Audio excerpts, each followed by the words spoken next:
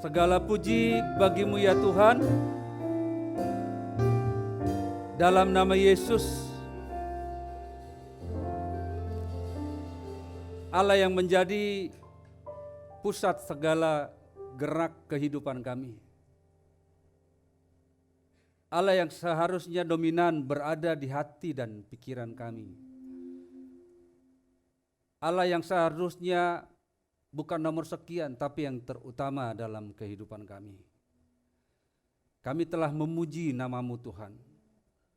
Kami telah berteriak sekuat tenaga untuk memuji Tuhan. Karena itu firman Tuhan, pujilah Tuhan, jiwaku. Tibalah saatnya kami ingin mendengar Engkau bersabda. Pikiran kami yang terbatas ini oleh Roh Kudus leluasa membukanya, sehingga kami mengerti akan firman Tuhan.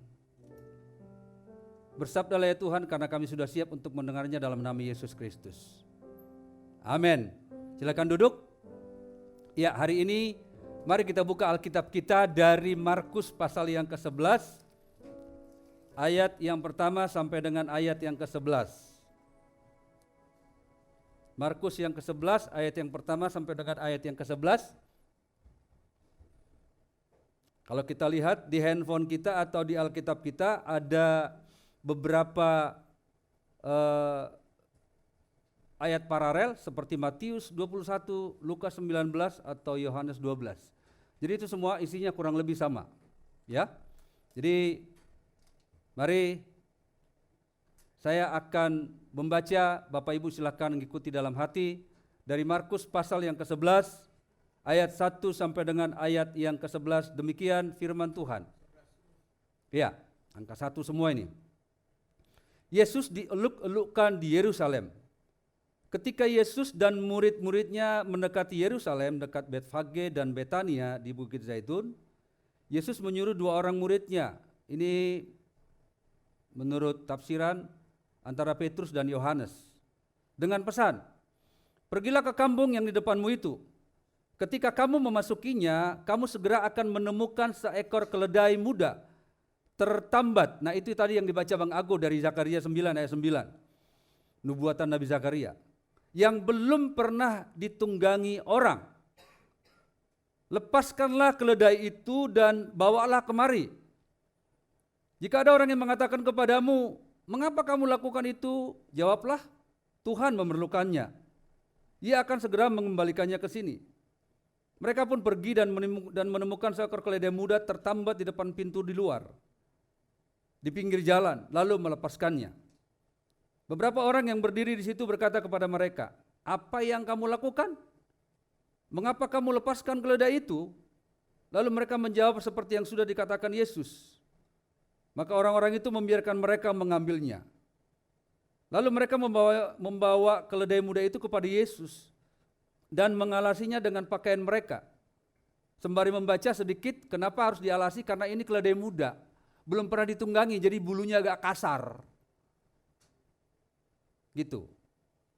Lalu mereka membawa keledai muda itu kepada Yesus, ayat 7, dan mengalasinya dengan pakaian mereka. Kemudian Yesus pun duduk di atasnya. Banyak orang yang menghamparkan pakaiannya di jalan. Ada pula yang menebarkan ranting-ranting hijau, seperti yang kita pegang tadi, yang mereka ambil dari ladang. Orang-orang yang berjalan di depan dan mereka yang mengikuti dari belakang berseru, Hosana, diberkatilah dia yang datang dalam nama Tuhan. Terpujilah kerajaan yang datang, kerajaan Bapa kita Daud. Hosana di tempat yang maha tinggi. Ia masuk ke Yerusalem, ke bait Allah, dan meninjau semuanya. Namun karena hari hampir malam, ia keluar ke Betania bersama dengan ke-12 muridnya. Bapak Ibu terkasih, inilah firman Tuhan yang sudah kita baca pada pagi menjelang siang hari ini. Yesus berkata, yang berbahagialah kita semua yang sudah membaca firman Tuhan dan yang telah memeliharanya. Hari ini kita masuk Minggu Prapaskah yang ke-6. Ini adalah Minggu Prapaskah terakhir karena minggu depan kita sudah masuk dalam tahun Gerejani, yaitu Minggu Paskah. Jadi udah gak ada Prapaskah lagi. Nah Bapak Ibu, tema kita hari ini adalah Hosana. Kemudian salibkan dia. mungkin kita berpikir sejenak, nih orang-orang ini jahat banget. Ada beberapa tafsiran yang mengatakan bahwa orang-orang ini adalah orang-orang yang sama. Orang yang meneriakkan Hosana, lalu meneriakkan salibkan dia. Tapi nggak penting itu. Yang jadi pertanyaan adalah, kenapa sebuah pernyataan itu segitu cepatnya berubah? Sebuah pernyataan yang tidak bisa dipertanggungjawabkan, satu keadaan yang tidak punya konsistensi. Hari ini A, besok enggak B. Kalau hari ini A, besok bisa X, bisa Y, bisa Z. Tentu kita bertanya, kenapa orang-orang tersebut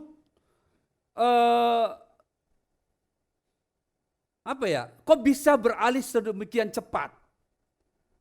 Apa yang membuat orang-orang tersebut berbalik arah dari memuji Tuhan, lalu kemudian salibkan dia seperti yang kata Bang Ago tadi itu. 180 derajat. Nah Bapak Ibu, ini yang harus kita belajar sedikit ke belakang. Supaya kita nggak sujon kepada orang-orang, kenapa orang-orang tersebut tiba-tiba meneriakkan Hosana. Kan Yesus sudah berapa kali masuk Yerusalem. Tapi kali ini kok mereka meneriakkan Hosana. Mari kita lihat sedikit ke belakang. Yang pertama begini. Sebagian besar orang Israel atau orang Yahudi sampai saat ini menganggap Yesus adalah Mesias palsu. Yesus tidak seperti Mesias yang mereka harapkan, yang akan membebaskan orang Israel. Yang kedua, benar Yesus dipandang sebagai orang yang berpengaruh. Tapi Yesus dianggap juga sebagai orang yang menimbulkan banyak kerusakan, yang menimbulkan banyak tatanan masyarakat berubah. Bagi orang Israel berzina itu hanya kontak fisik. Tapi sebuah tatanan berubah oleh Yesus. Enggak perlu kontak fisik. Mengingininya dalam hati pun itu sudah berzina. Jadi tatanan yang terjadi selama ini bagi orang Israel berubah oleh Yesus. Lalu apa yang terjadi ke belakang supaya kita enggak sujon menilai orang yang berteriak Hosana lalu salibkan dia. Orang-orang Yahudi sampai saat ini dilarang untuk menyembah manusia. Apalagi menyembah Yesus. Karena mereka anggap Yesus itu bukan siapa-siapa. Lalu yang keempat, karena sebagian besar orang Yahudi masih menantikan Mesias, maka penolakan Yesus sebagai Mesias dan utusan Tuhan bukanlah hal yang penting bagi orang Yahudi. Jadi bukan sesuatu yang menggembarkan ketika orang-orang menolak Yesus. Karena apa? Karena jauh sebelum kemunculan Yesus, orang Israel sudah punya kitab Torah. Kitab Torah itu adalah kitab Musa. Kita sedikit ke belakang ya. Kitab Torah itu adalah kitab Musa. Yang pertama Kejadian, Keluaran, Imamat, Bilangan, Ulangan. Lalu orang Israel sudah punya Tanak. Tanak ini adalah seluruh bagian dari Alkitab. Ini namanya Tanak. Tapi tidak perjanjian baru. Jadi kalau tadi Torah hanya 5 kitab, Kejadian sampai Ulangan. Lalu Tanak adalah seluruh kitab perjanjian lama, itu Tanak. Kemudian orang Israel mengenal yang namanya Mitzvot. Mitzvot ini adalah 613 peraturan Israel. Jangan membunuh, jangan mencuri, jangan memakan binatang berkuku belah. Itu Mitzvot.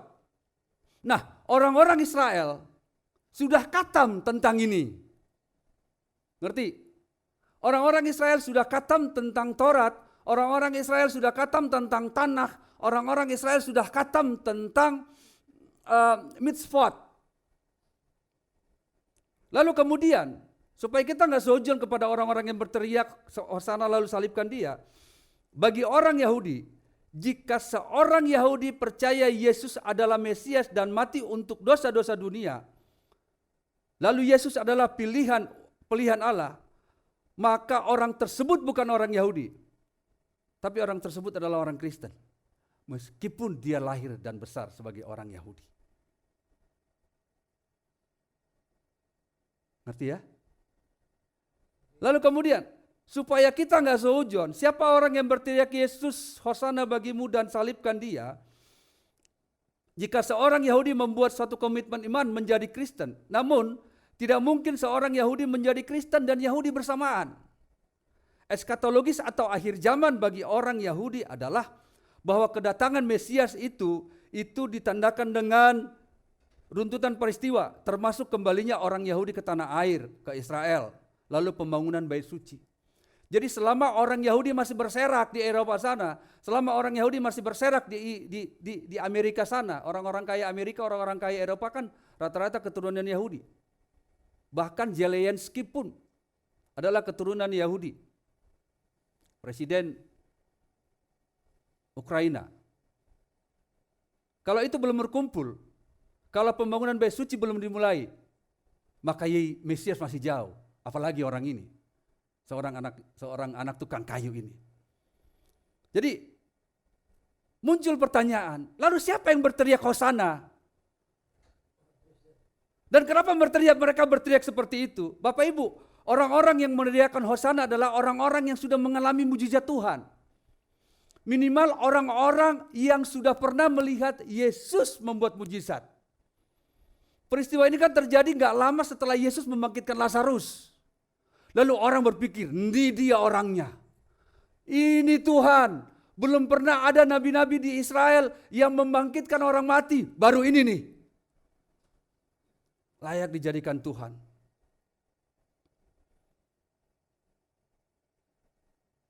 Lalu siapa orang-orang yang meneriakkan Hosana, Hosana? Mereka adalah orang yang secara ekonomi dan secara pendidikan mereka adalah strata bawah. Dan memang objek pelayanan Yesus adalah wong cilik.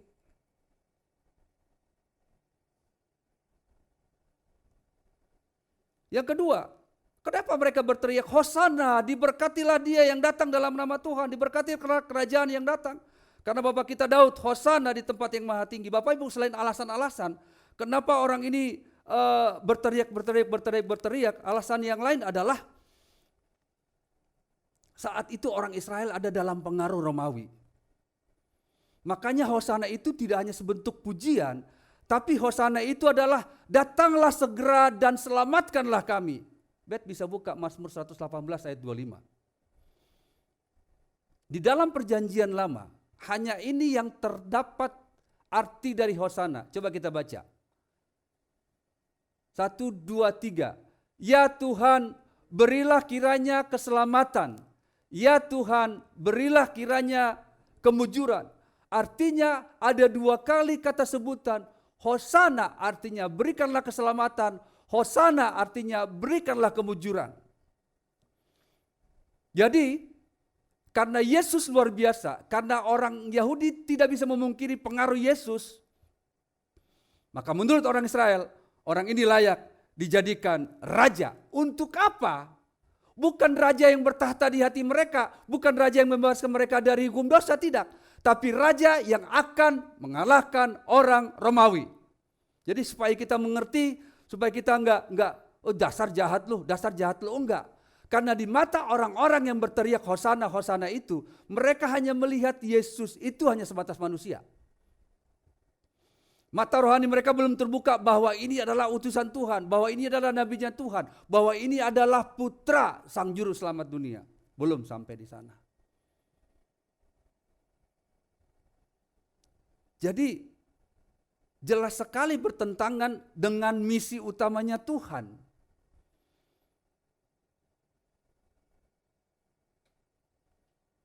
Jadi Bapak Ibu, karena orang-orang yang meneriakkan Hosana ini adalah orang-orang yang secara ekonomi di bawah. Orang-orang yang secara ekonomi, yang secara pendidikan di bawah. Maka enggak heran, maaf tidak menghakimi. Biasanya orang-orang hebat, orang-orang luar biasa akan memperkenalkan orang-orang yang secara strata pendidikan dan ekonomi di bawah. Orang-orang luar biasa akan memanfaatkan orang-orang ini. Karena orang-orang ini orang-orang yang gampang dipengaruhi. Karena orang-orang ini adalah orang-orang yang gampang dipengaruhi, maka orang-orang yang berkuasa pada saat itu memanggil mereka, lalu pada saat itu pula 4-5 hari kemudian orang yang berteriak Hosana, enggak lama mereka berteriak, salibkan dia, salibkan dia, salibkan dia. Karena ternyata keinginan teriakan Hosana itu bukan teriakan akan kebutuhan rohani mereka, tapi karena kebutuhan sesaat mereka. Kalau mereka mengerti siapa itu Yesus, apapun yang terjadi, walaupun Yesus tidak mereka anggap sebagai juru selamat mereka, paling tidak mereka dapat mengerti, oh iya ya, benar, dia yang sudah mengubah paradigma orang-orang pada saat itu. Minimal, kalaupun mereka tidak menganggap Yesus sebagai Mesias, tapi dalam pikiran mereka, saya tidak akan pernah mengatakan, salibkan dia, salibkan dia, salibkan dia. Jadi masuknya Yesus ke Yerusalem itu bukanlah sebuah parade biasa atau publisitas. Nih gua nih, lihat nih. Betul. Biasanya orang-orang kalau udah menjadi udah hebat gitu ya. Nih gua nih. Enggak ada yang seperti gua. Gua satu-satunya. Betul? Enggak ada yang seperti gua. Jadi sekali lagi, masuknya Yesus ke Yerusalem itu bukan publisitas atau pamer ini gua, enggak. Tapi kali ini Yesus ingin memperlihatkan bahwa Yesus enggak pernah takut dengan segala rencana jahat orang Israel. Yesus enggak pernah takut bahwa suatu saat ia akan mati. Yesus enggak pernah takut bahwa suatu saat orang-orang tidak menghargai dia. Makanya Yesus dengan terang-terangan masuk dengan sukacita, dengan riang, dengan hati yang tidak ada tar lagi gue mati, enggak. Lalu Yesus disambut dengan meriah. Ada pertanyaan kritis buat kita Bapak Ibu, saudaraku yang terkasih. Dalam kejadian yang cukup menghebohkan tadi yang kita kenal dengan Minggu Palma, atau bagi orang HKBP atau GPIB nggak tahu bahwa minggu ini adalah Minggu Palmarum yang kita kenal.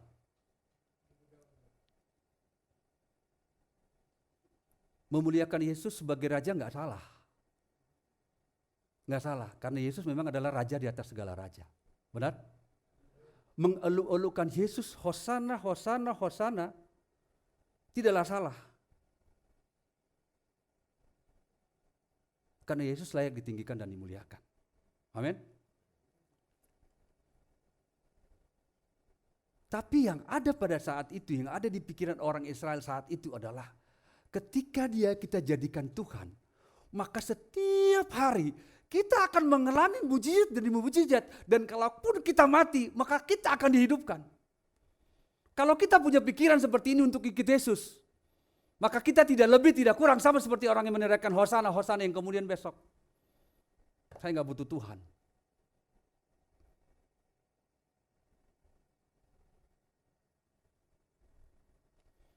Maka kita adalah orang yang hanya menilai Yesus sebatas gua butuh lu saat gua nggak butuh lu, enggak. Orang-orang Israel saat itu berpikir secara politis. Ingatlah Bapak Ibu, kalau orang-orang berpikir secara politis, maka akan berbicara tentang kemungkinan. Kalau orang berbicara tentang politis, maka tidak jauh-jauh, maka orang itu akan berbicara tentang kepentingan. Ya apa ya? Satu contoh, maaf. Karena tadi Agus sudah menyinggung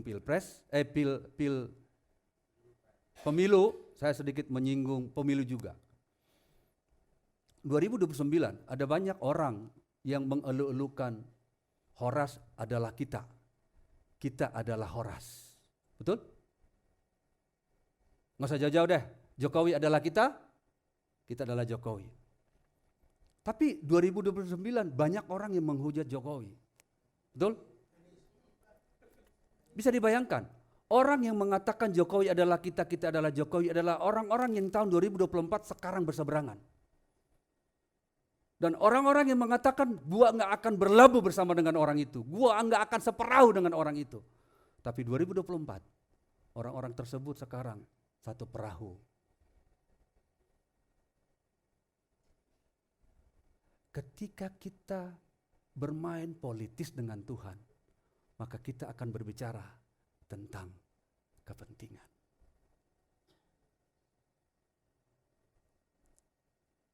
Orang-orang Israel punya kepentingan. Kepentingannya apa? Saya harus sembuh. Dia harus buat mujizat kepada saya. Itu kepentingan mereka. Mereka tidak mengerti makna Yesus datang itu tidak hanya membebaskan mereka dari penjajahan Romawi, tapi membebaskan mereka dari ikatan dosa. Kalau kita punya pemikiran seperti itu, maka hidup enak atau tidak, hidup susah atau tidak, kita tidak perlu pusingkan. Tapi kan kita sering-sering hitung-hitungan dengan Tuhan, Bapak Ibu Saudara terkasih. Kita sering hitung-hitungan dengan Tuhan. Kalau gue ikut Tuhan, apa yang gue dapat? Kalau gue ikut doa malam, apa yang gue dapat? Toh juga hidup gak berbeda-beda. Toh juga di doa malamnya gitu-gitu aja doanya.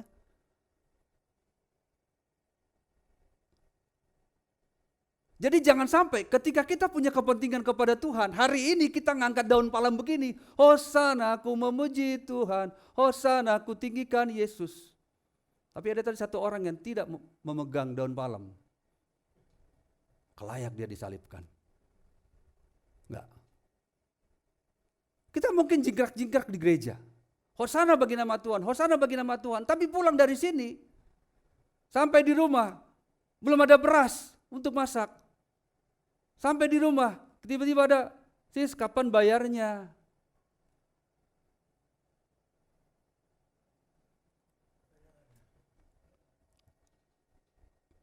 Lalu kita berkata, gimana Tuhan?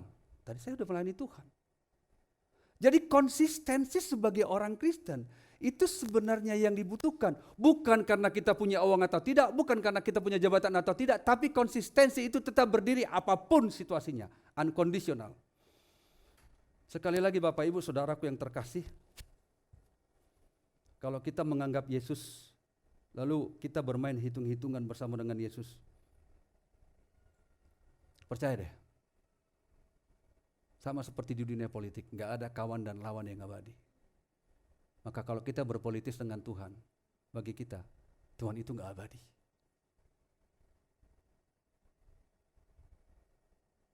Tuhan itu hanya sebatas untuk memenuhi kantong-kantong kita.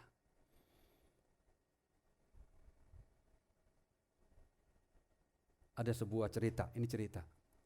Di satu kampung, ada seorang yang sangat baik hati dan terkenal, sakit. Oh kemarin saya dengar Kate Middleton sakit kanker ya, kasihan dia. Orang yang sangat baik hati dan terkenal ini sakit.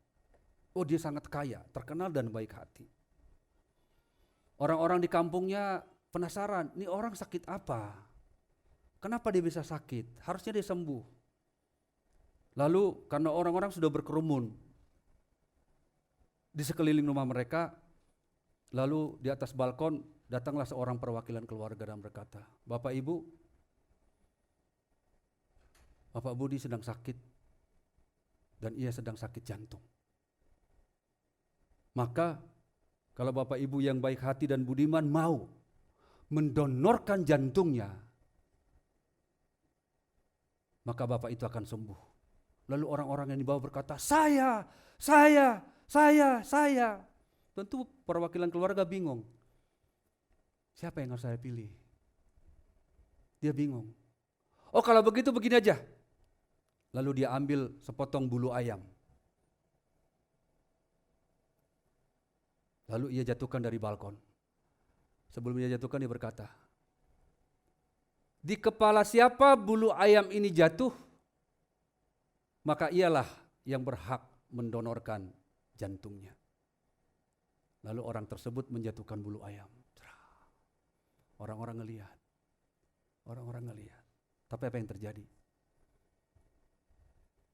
Sewaktu bulu ayam itu mendekat kepala mereka, orang-orang melakukan begini. Lalu pergi. Sampai kepala Om Beni.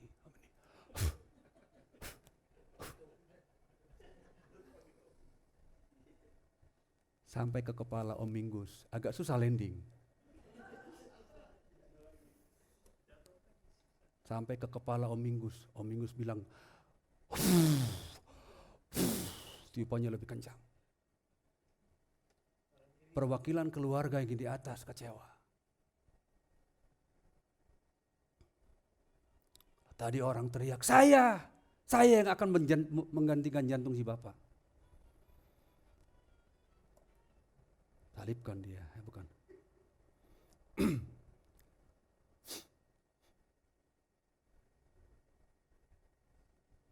Akhirnya bulu ayam itu tidak mendarat di satu kepala pun di antara ratusan kepala yang ada saat itu.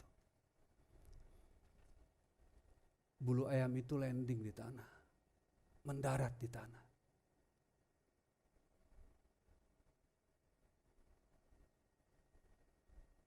Saya nggak tahu kita di bagian mana, hosana atau salibkan.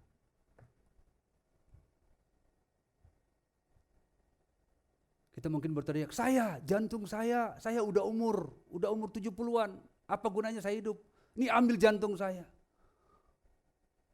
Mungkin kita orang di awal berteriak seperti itu, tapi ketika bulu ayam itu dekat, kita malah orang yang paling kencang niup.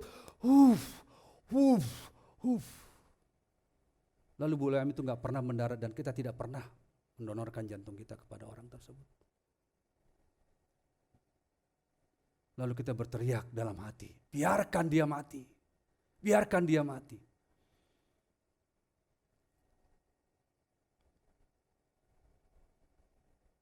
Bapak Ibu, ingatlah, kematian Yesus adalah begini. Tidak akan ada orang yang memakai mahkota di surga jika Kristus tidak memikul salib di bumi. Memang Yesus harus mati.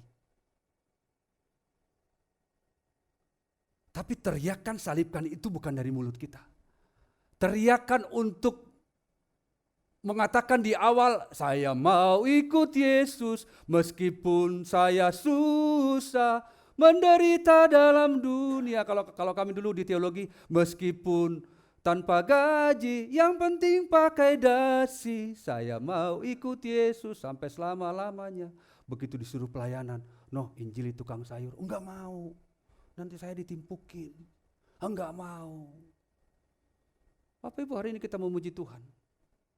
Tapi ketika gereja mengumumkan malam ini doa malam, kita rindu sama-sama doa malam Bapak Ibu. Kita rindu sama-sama memanjatkan doa. Tidakkah kita satu tubuh dalam tubuh Gereja Rasuli Indonesia Jemaat Berkat? Rindu.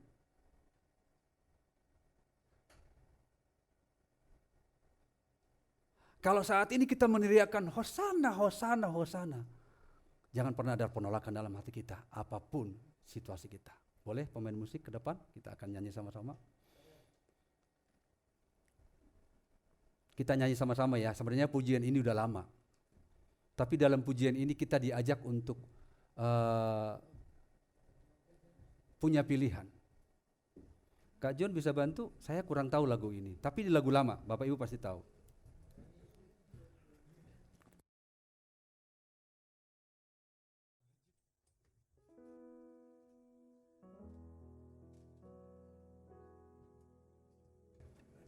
Judulnya Andaikan Ku Harus Memilih.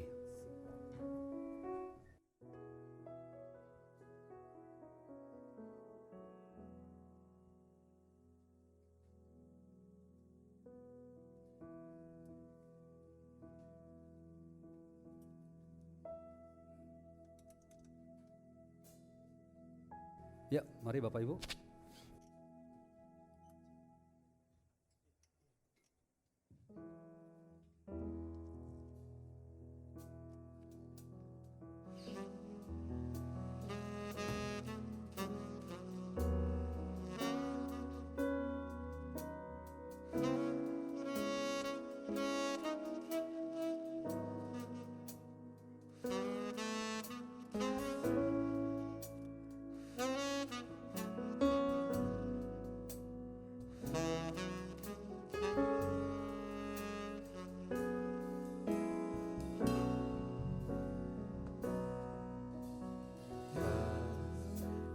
Setiamu Tuhan lebih dari hidupku,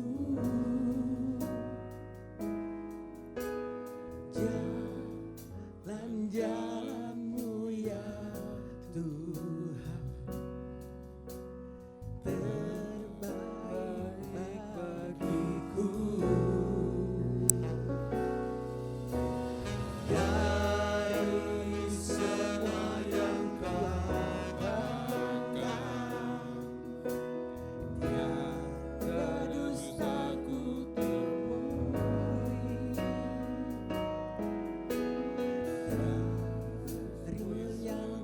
Janji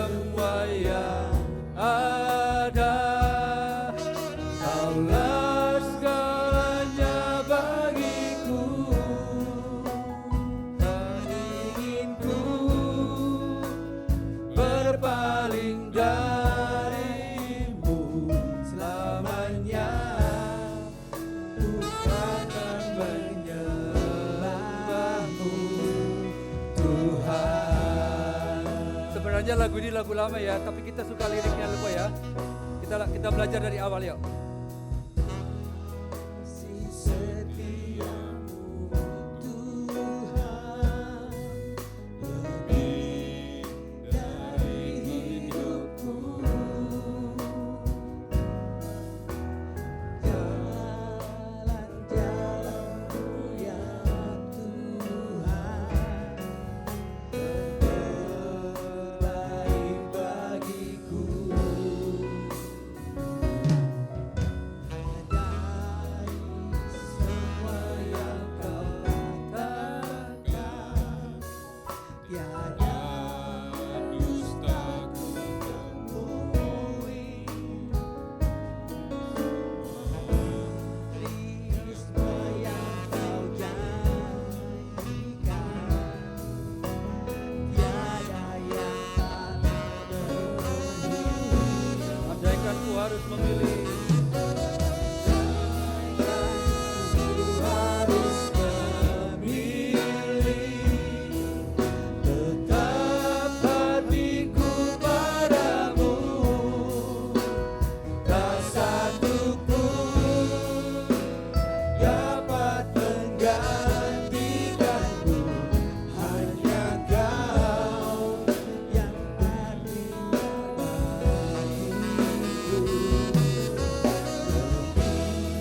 Dari semua yang ada, kaulah segalanya bagiku. Tak ingin ku berpaling darimu selamanya. Ku akan menyembahmu, Tuhan. Bapak Ibu sedikit lagi. Waktu Yesus menyuruh Petrus dan Yohanes yang kemungkinan dua orang itu untuk mengambil keledai muda itu, Yesus berkata begini, ambil keledai itu, kalau orang yang nanya, bilang Tuhan memerlukannya. Itu pengakuan Yesus. Jadi kalau ada orang yang bertanya kapan Yesus ngaku Tuhan, jawab ini, Markus 11 ini. Karena orang nyerang orang Kristen, kapan Yesus mengatakan dia Tuhan? Bapak Ibu bisa jawab ini. Ya. Yesus memerlukan kita. Jelas memerlukan kita. Buat apa? Selain buat memuji seperti ini, Yesus memerlukan kita untuk memenuhi sorga dengan jiwa-jiwa baru. Yesus memerlukan kita untuk keluarga kita tak satu pun yang terhilang. Amin. Kata-kata lagu ini indah, meskipun kita lupa karena jarang dinyanyikan. Kalau kita disuruh pilih, apakah hati kita tetap Dia? Apakah hati kita tetap Tuhan dalam segala keadaan? Saya suka memakai kata-kata unconditional. Apakah Dia tetap Tuhan?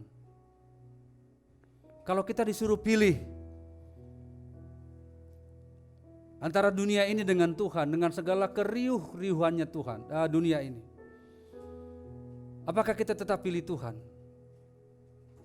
Atau jangan-jangan gue gak butuh lu?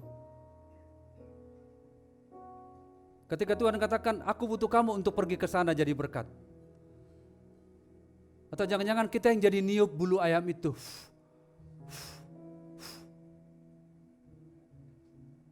Sehingga kita gak pernah pergi kemana-mana. Minggu depan, 5 hari ke depan, disitulah orang-orang meneriakkan, salibkan dia, salibkan dia. Dan 5 hari sebelumnya, orang yang sama berkata, Hosana bagi anak Daud, Hosana bagi anak Daud. Mari konsistensi iman kita, konsistensi ucapan kita itu terus menggema, apapun situasi yang terjadi. Amin. Mari kita berdoa. Bapa yang baik, kami telah usai mendengarkan sabda Tuhan. Kami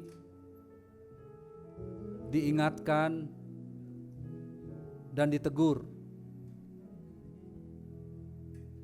Karena mungkin kami ada di antara hosana yang konsisten atau salibkan dengan konsisten. Atau jangan-jangan kami dua-duanya ya Tuhan. Hari ini kami memuji Tuhan dengan mulut kami, lalu dengan mulut yang sama mengutuki Tuhan.